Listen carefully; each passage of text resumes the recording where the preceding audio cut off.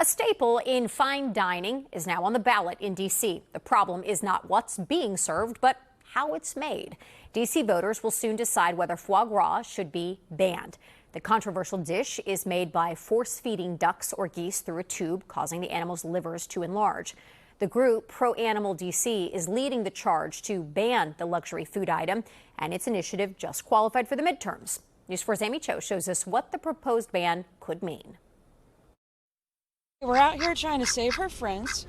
It's been a busy few months for Olivia Gray the duck. She and her owner Megan have been traveling around D.C. trying to rally support for Initiative 86, aka the Prohibiting the Force Feeding of Birds Act.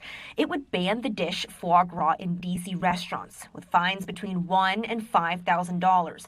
Repeat offenders could even have their license suspended or revoked. The initiative just qualified for the ballot last week and will go before D.C. voters in November. We're just trying to end the force-fed version of foie gras, and we're trying to get people to understand how bad it is. One of the bill's supporters is D.C. Representative Oye Owulewa, who's currently running for D.C. Council. He says he believes force-feeding birds is morally wrong. So we're thinking about their whole entire life's existences being living in pain and fear and whatnot. And we feel like in D.C., we shouldn't have that.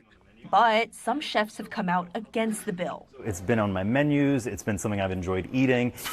Ashish Alfred has cooked professionally in Paris and previously served foie gras at his restaurants in the DMV. He points out ducks often eat whole fish or frogs anyways, and he says the force feeding isn't constant. It's usually in just the last week or two, and it's a few seconds a day, a couple times a day, right before the duck is harvested. So this is not this duck's life. Think about commodity chicken and commodity pork. I mean, you cannot sit down to breakfast and have bacon and coffee and tell me that you're worried about these geese or ducks.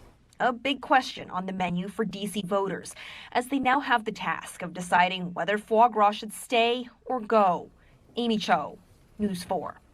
Foie gras is currently banned in California. New York City passed a similar ban in 2019, but it's been held up in a lengthy court battle ever since then.